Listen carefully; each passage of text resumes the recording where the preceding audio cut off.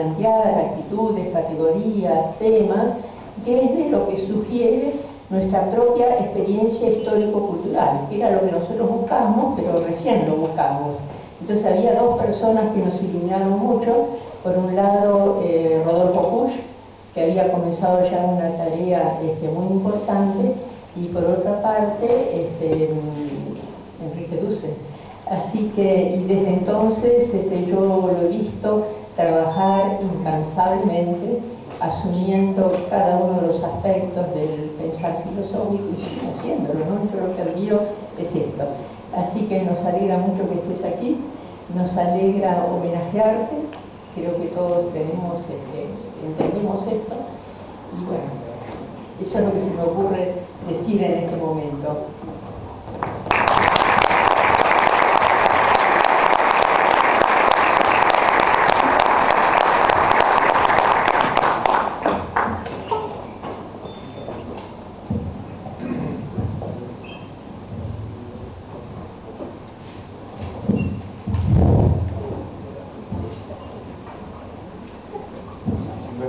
Voy a hablar de pie, parece que circula mejor la sangre en el cerebro.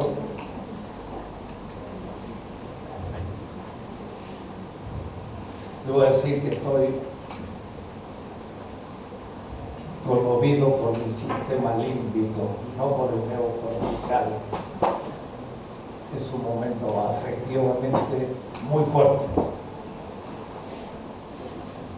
Me gustaría decir lo que dijo Fray Luis de León cuando volvió a sus clases de Salamanca después de estar preso en manos de la Inquisición.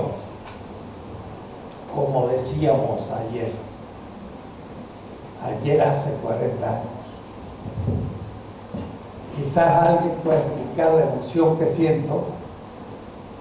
Sería Marcuse explicándole a los alemanes por qué no volvió a Alemania como Adorno, que fue el rector de Frankfurt. Él se quedó en Estados Unidos, exilado. Pero nació en Estados Unidos el pensamiento crítico, el hombre unidimensional, la crítica más feroz al pensamiento norteamericano que se haya escrito por un filósofo. Este es mi espíritu que me embarga y que me hace titubear hoy al hablar. Se me entrecortan las palabras.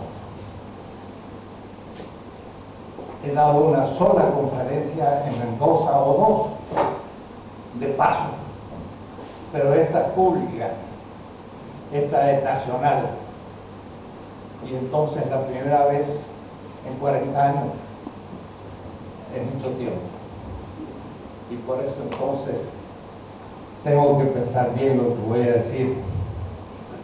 Pero pensaba hacer hoy como un parte de guerra.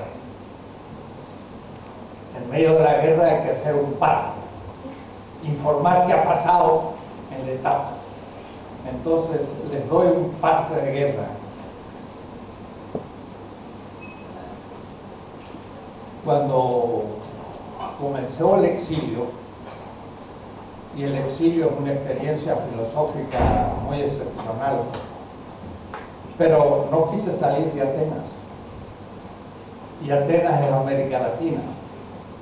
Si me hubiese ido a Europa o Estados Unidos, América Latina habría sido un objeto de estudio, pero dije no, voy a quedar dentro de las fronteras o de los muros de Atenas, no voy a salir de Atenas. Y por eso tuve que elegir entre tres países sin dictadura militar. Era solo Colombia, Costa Rica y México. Y por muchas condiciones elegí México. No había dictadura militar. Podía por lo menos respirar un poco y dormir. Y cuando escuchaba el ruido del techo, no era que bajaban a secuestrarme, sino que eran hojas de un techo, porque en los años últimos que pasé aquí en Argentina, estábamos en el kairos, el tiempo ahora de Benjamín, donde cada noche podíamos terminar la vida, y por lo tanto era una vida tremenda. Mi mujer me dijo, el día que te fuiste, se quedó con los chicos en la pequeña Mendoza y dijo, pude dormir tranquilo esa noche porque ya no te iban a buscar. Y hubo un gran encuentro en Chicago y dormí ahí en Chicago. Hicimos una presentación como 400 intelectuales norteamericanos del grupo latinoamericano, y escuchaba yo un auto de policía haciendo sus sirenas normales en la noche. Ya viene por mí, no, ya se pasó el hecho.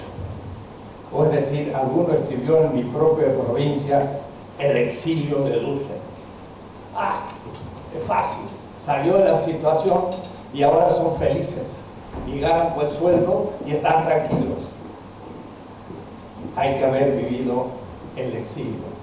Algunos compañeros, y quiero nombrarles, por ejemplo, a Ardiles, filósofo cordobés, que en el movimiento de la filosofía de liberación pensó y nos propuso la Escuela de Frankfurt allá en el 69, 70, el exilio lo quebró.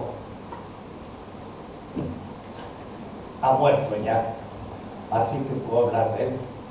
Es duro el exilio, no es tan fácil, no es que uno pasa la felicidad, pero a veces es situación ideal para seguir pensando, porque no hay que olvidarse que somos extranjeros, y extranjeros hasta en la propia patria o en el mundo. Y entonces es bueno ser extranjero, porque uno mira las cosas un poco desde afuera y entonces se las ve más claras.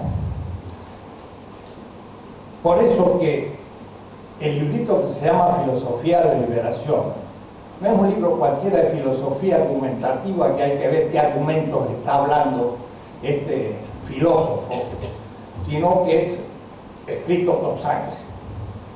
Y si ustedes lo leen, van a ver lo que significa, pero es la primera vez que se lo voy a explicar a mis compatriotas de la patria chica, porque la patria grande es América Latina y por eso no he salido, y tampoco la ciudadanía argentina es renunciable, por lo tanto soy argentino, pero también soy mexicano. Es justamente lo bueno de la patria grande. Y cuando digo argentino, me suenan tantas cosas: Argentina, Argentum, la plata del Potosí, el dinero, el primer dinero mundial.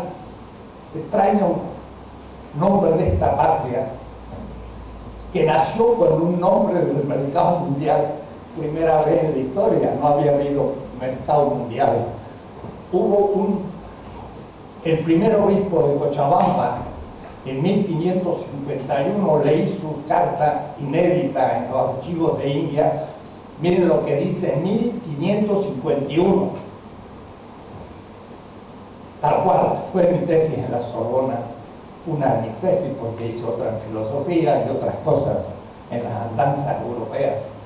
Dice,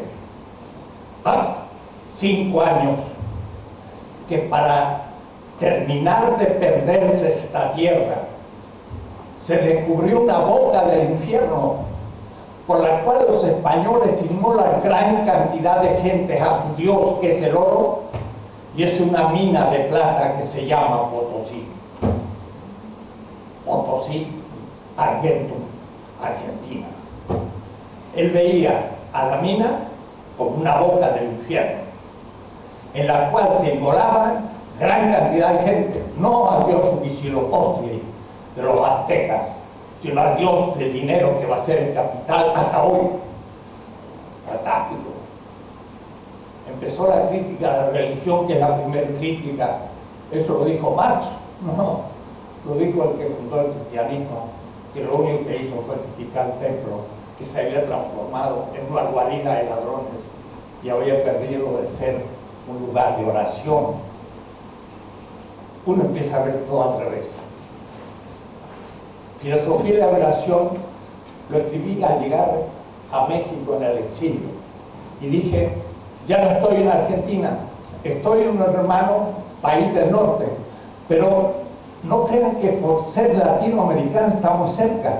Me duró más de 15 años poder estar en el discurso filosófico mexicano, porque es toda otra tradición. Entonces yo dije, tengo que terminar lo que empecé en Argentina, pero escribí un libro cortito, y digo en el prólogo, biblioteca, está lejos, quedó en Mendoza.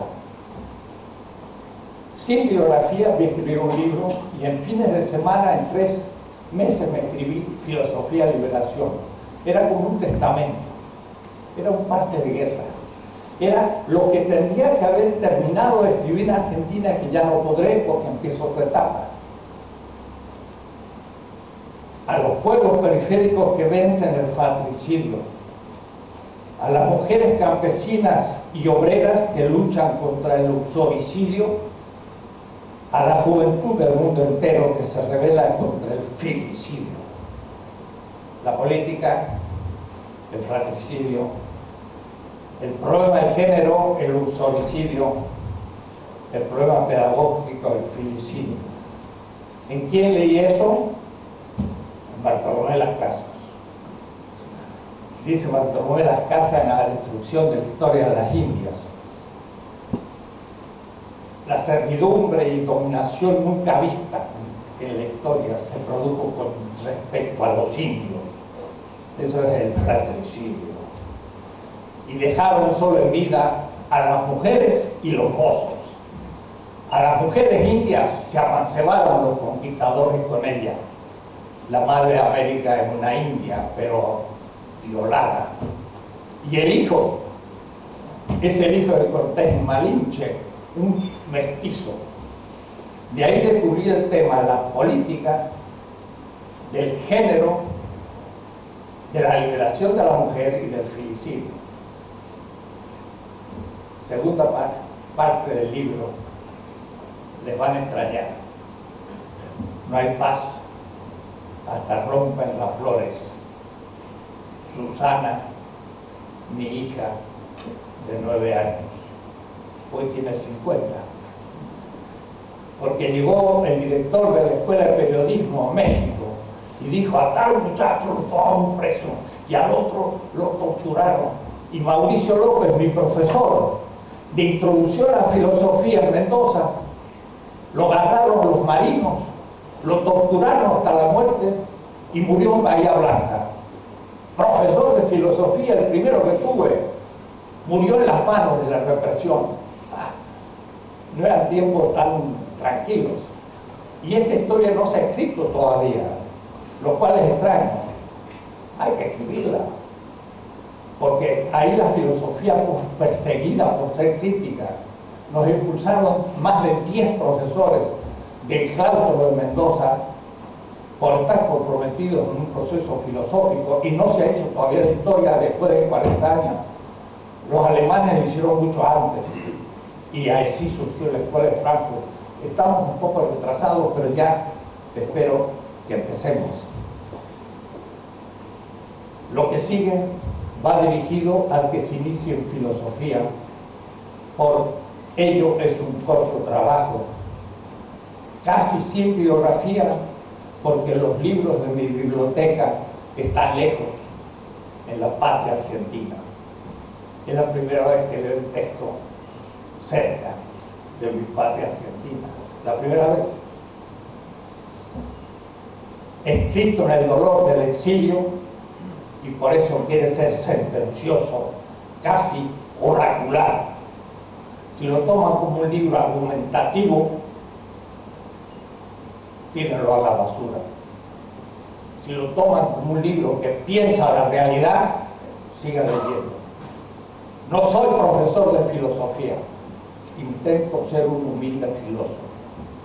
Y decía de Valens, el gran fenomenólogo de Lovaina: la filosofía no estudia la filosofía, estudia la realidad. Y estudia la filosofía para pensar la realidad, pero no quedarse en los comentarios a los filósofos. Carlos Pereda querido Carlos, quizás es una autocrítica, le llama los sucursaleros, los que ponen sucursales de Coca-Cola. ¿Qué haces tú? Yo soy kantiano, y tú hegeliano, y tú marxista, y tú habermasiano. Entonces voy a Königsberg, tan lejano como Fichte, y le pregunto a Kant, maestro, ¿usted es kantiano? Y como Marx diría, hayan surgido unos marxistas en Rusia y no sé quiénes son, eran Plejánov y la Rasulich. No tenían nada que ver con Marx, lo iban a invertir y lo iban a vulgarizar. Marx no se sentía representado los marxistas juntos que van a fundar el partido, más bien es Danielson y los que llamaban populistas, lo mismo que María Félix, que para el Partido Comunista era un populista. Puede decir, el filósofo no comenta, piensa. Y si tiene poco pensamiento, pensará poco, pero al menos pensará. Los profesores de filosofía son, como dice Marx, Malthus al fin es un ideólogo, pero lo peor son los profesores de economía, porque ni siquiera son ideólogos, son repetidores. ¿Se dan cuenta? Esa es la manera que yo hago, y por eso los otros días mi colega hablaba de la pedagogía. Yo le digo a mis alumnos, yo sé por casualidad estoy aquí de profesor, porque no soy enterado de lo que yo hablo, pues si no me echarían de nuevo. Ya me echaron de Mendoza, y no porque sí. Entonces, creo en la filosofía, y quiero ser coherente con ella, y por eso que el primer capítulo es extraño, es único, no creo que haya otra en la historia de filosofía. Se llama Geopolítica y Filosofía. ¿Por qué? Porque la geopolítica es una materia de estudio en las escuelas militares. Pinochet era profesor de geopolítica. Goldberg y Rigoberto Silva era profesor de geopolítica. Y yo venía de qué? Primer parágrafo, 4 veces. Desde Heráclito hasta von Clausewitz y Henry Kissinger, la guerra es el origen de todo. Si por todo se entiende el orden del mundo, que el dominador en el ejercicio de la razón cívica controla desde el poder y por los ejércitos. Claro, yo llegué a Brasil, a México, me dijeron que el problema tienes tú con el ejército. Si yo no lo tenía en esa época. Ahora sí. Y ahora ustedes ya no están en los 60, pero yo estoy en los 60 en México, que tenemos una dictadura igual que la de aquí, pero mucho más sutil, como Vargas Llosa dice, aunque sea de derecha, la dictadura perfecta, porque pretende no ser dictadura y busca las maneras de cubrirlo, pero ya el pueblo no lo cree, pero de todas maneras. Estamos en guerra y por ello se trata del uso de la razón estratégica. Guerra siempre potencial del norte contra el sur. Estos son los que sufren, los del sur, de la guerra del Golfo. Eso lo escribo después cuando se hizo esto. El espacio como campo de batalla, como geografía estudiada para vencer estratégica y tácticamente al enemigo, como ámbito limitado de por fronteras, es algo muy distinto a la abstracta idealización del espacio vacío de Newton o el espacio existencial de la fenomenología, que no significa que no sean reales, pero abstractos.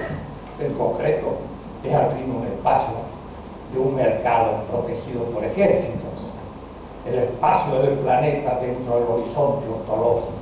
Y digo, en el año 75 se trata entonces de tomar en serio el espacio geopolítico. No es lo mismo nacer en el Polo Norte, estimado, o en Chiapas. En el 74 hablaba de Chiapas, profético, casi, porque estuve en un congreso indígena siendo argentino y yendo a México, y ahí hubo un gran congreso, y yo participé en el congreso indígena, aunque era argentino. Yo estaba en América Latina, no estaba en Argentina solo, y vi que ahí surgía algo fuerte. Eso va a ser zapatismo. Muchos años después, no es lo mismo nacer en Chiapas que en New York. En New York se nace hijo de un banquero, y en Chiapas de un indígena, no es lo mismo. Y entonces uno caza seres humanos, el banquero, y el otro en cambio los defiende, el chiapanero. En fin, es un libro escrito con sangre. Cuando digo eso, no es una metáfora, porque en el 3 de octubre de 1973 tuve el honor, único en la historia de la filosofía, de recibir un atentado de bomba en mi casa. Sé un poco de historia y no encontré ningún filósofo que haya recibido un atentado de bomba. ¿O ustedes conocen a alguno? Muchos de ellos murieron, otros fueron a la cárcel, pobre Gramsci, Guaderni y Carceri, pero a ninguno le metieron un atentado de bomba. Debo decir que estaba durmiendo cuando el fondo se removió la casa y cacha, un terremoto, Mendoza, se mueven los. Llegué al living y digo, ay, se rompió todo, de haber explotado el gas. Me fui a ver a la cocina y de ahí había un boquete y se veía en la calle. Dije, hacha, me pusieron una bomba. Y como decía ayer en el seminario, ¿no sabe lo que yo sentí?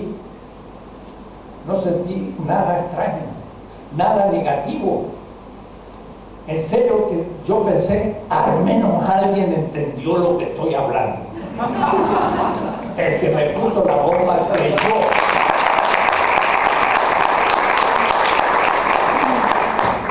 El que me puso la bomba creyó que soy peligroso, pues me ha honrado.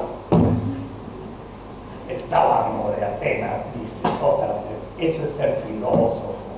Tenía un honor magnífico, inesperado.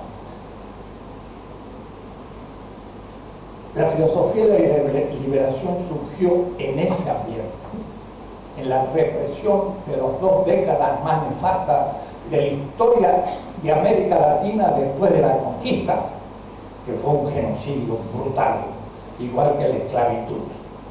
Porque hablamos del Shoah, del Holocausto, y yo, el primero, me pasó 2 años en Israel para aprender el hebreo y entender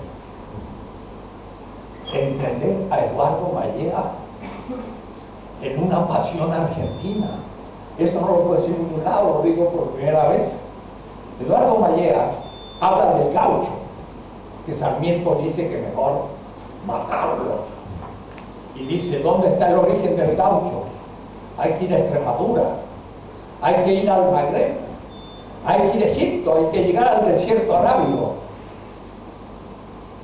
Y yo dije, pues sí, si hay que ir hasta el desierto arábigo para empezar a encontrar el origen de Argentina, pues iré hasta allá y me quedé 2 años trabajando con mis manos, con palestinos, en una pequeña ciudad de Israel llamada Nazaret, siendo carpintero de la construcción.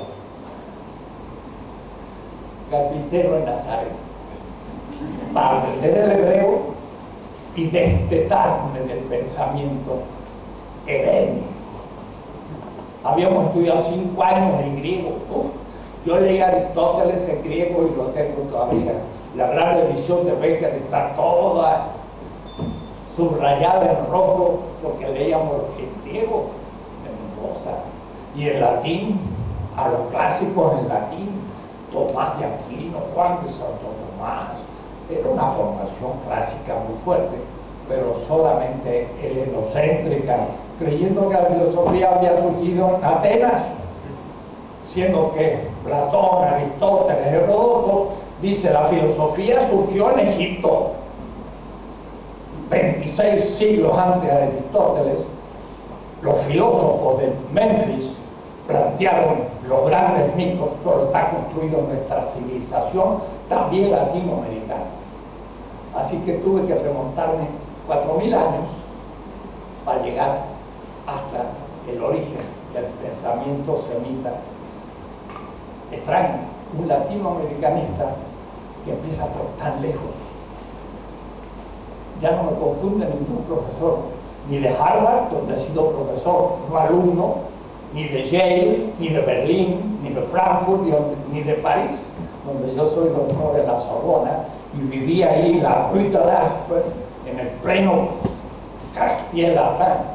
Cuando voy a Europa y Estados Unidos, le digo a los profesores, colegas, jóvenes, hay que empezar a estudiar la historia mundial. ¿Por qué? Porque ellos se jubilan a los 65 años y son todos más jóvenes que yo, porque en México, como nos pagan tan mal la jubilación, no nos jubilamos más. Entonces tengo 80 años y sigo dando clases, así que soy más viejo que todos los profesores de Europa y Estados Unidos, por un motivo económico. Y entonces les pongo las preguntas, ya no las ponen ellos. Nosotros estamos poniendo las preguntas a la filosofía europea y norteamericana. La descolonización epistemológica es un tema que exige a Europa redefinirse como Europa, no solo como metrópolis, porque la visión que tiene de Europa es eurocéntrica, o es decir, provinciana. Y cuando les muestro yo la historia mundial, como el profesor Apple, que me dijo en mis clases de Frankfurt, es la primera vez que veo esta historia, el maestro Habermas, así que no vengan a hablar de Habermas. Aprendo mucho de él, pero voy más allá, porque pienso desde nuestra realidad, de nuestro pueblo originario. Como ustedes ven, esta argumentación es más emotiva que racional solo, y si sigo así, se me pasa un semestre y no una charla, y estoy al comienzo de ella. En el 1971, en el segundo Congreso Nacional de Filosofía, pero de esos otros, numeración de congresos, no el que estamos viviendo aquí, yo presenté una ponencia que se llamó Metafísica del Sujeto y Liberación, y dije, desde Besley, donde Bernardo de Clairvaux predicó las cruzadas, hasta los 600 metros de profundidad en una mina de Comimbol en Bolivia, hay una larga historia. ¿De qué hablaba? De que las cruzadas fueron el primer intento de una Europa medieval, secundaria, subdesarrollada y dependiente del mundo clásico, urbano, mercantil, aristotélico, árabe, del cual Europa no contaba para nada. Y hace poco estuve en Marruecos dando una conferencia a más gente que aquí, pero eran ulemas islámicos. Y uno de ellos, el profesor El Fez, muy especialista en pensamiento árabe del gran califato de Córdoba, dice, en la Edad Media el pensamiento filosófico, y yo empecé mi conferencia diciéndole al colega árabe, doctor, usted habla de la Edad Media árabe, si los árabes nunca estuvieron en la Edad Media, hicieron la Edad Media, que era la europea, era el imperio otomano, había puesto muros, y la pobre Europa, 70 millones de habitantes, 3 veces menos que China,